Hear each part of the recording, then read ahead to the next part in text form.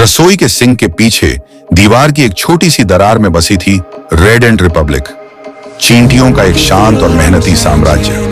यहाँ शक्कर के पहाड़ थे, बिस्कुट के किले थे और एक रानी थी जो हर दोपहर क्रिकेट कमेंट्री सुनती थी। सिपाही चींटियां रोजाना बचे हुए ब्रेड के टुकड़े और मिठाई के कणों को जमा करती। जीवन शहद जितना मीठा चल रहा था, पर कहते हैं ना, शांति कभी लंबी नहीं टिकती। एक दिन जब सूरज की रोशनी रसोई के फर्श पर पड़ी, ब्लैक एंड फेडरेशन ने अचानक हमला बोल दिया। उनके पास थे चावल के दानों से बने टैंक, मच्छर के पंखों वाले ड्रोन और नमक की गोलियां जो सीधे दुश्मन की आंखों में जलन भर दें। जनरल रेडो चिल्लाया, सिपाहियों, केचप ग्रेनेड तैयार करो, शक्कर की रक्षा करनी है। और देखते ही देखते शांत कॉलोनी रणभूमि बन गई।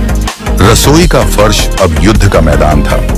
बिस्कुट की दीवारों के पीछे रेड चींटियां लड़ रही थीं, जबकि ब्लैक चींटियां टेबल के नीचे से अपनी टुकड़ियां भेज रही थीं। माचिस की तिलियों से बने रॉकेट लॉन्चर, केचप ग्रेनेड और उड़ढहते मच्छर ड्रोन हवा में गूंज रहे थे। हर जगह चीखें, उड़ती शक्कर और तिल का धुआं। इसी बीच रानी ने बुलाया अपने सबसे होशियार वैज्ञानिक को, डॉक्टर स्मार्ट एंड। उसने कहा, हमारे पास भी एक गुप्त हथियार है महारानी।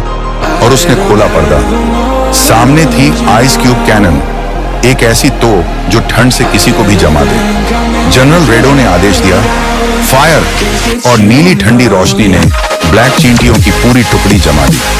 मैदान बर्फ से ढक गया। ऐसा लगा मानो सर्दी की सुबह ने जंग को रोक दिया हो, पर किस्मत को कुछ और ही मंजूर था। जैसे ही जीत का जश्न शुरू हुआ, अचानक आसमान से आई एक विशाल छाया।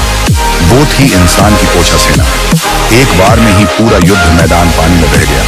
सभी हथियार, टैंक और शक्कर के ढेर सब लहरों में डूब गए। बस दो चींटियां बची, एक लाल और एक काली, जो एक चम्मच पर तैर रही थी। काली चींटी बोली, शायद हमें अब लड़ना बंद कर देना चाहिए। लाल चींटी मुस्कुराई, हाँ, अगली बार साथ मिलकर शक्कर बांट लेंगे। कुछ दिनों बाद दोनों सेनाएं एक ही मेज पर बैठी। एक शक्कर के टुकड़े को बांटते हुए उन्होंने साइन किया, द स्वीट पीस पैक्ट, शांति का मीठा समझौता। रानी ने भाषण दिया, अब से कोई जंग नहीं, बस मिठास होगी। और दोनों कॉलोनियां एकजुट होकर हंसी में फूट पड़ी। लेकिन कहानी यहीं खत्म नहीं होती, क्योंकि उसी रात चींटियों की नई जॉइंट लेब में रेड अलार्म बज उठा। नक्शे पर दिख रहा था एक नया खतरा, दीवार के पार से आती हुई छाया, एक विशाल छिपकली। सभी चींटियां डर के मारे चिल्लाईं, ऑपरेशन शुगर स्टॉर्म खत्म नहीं।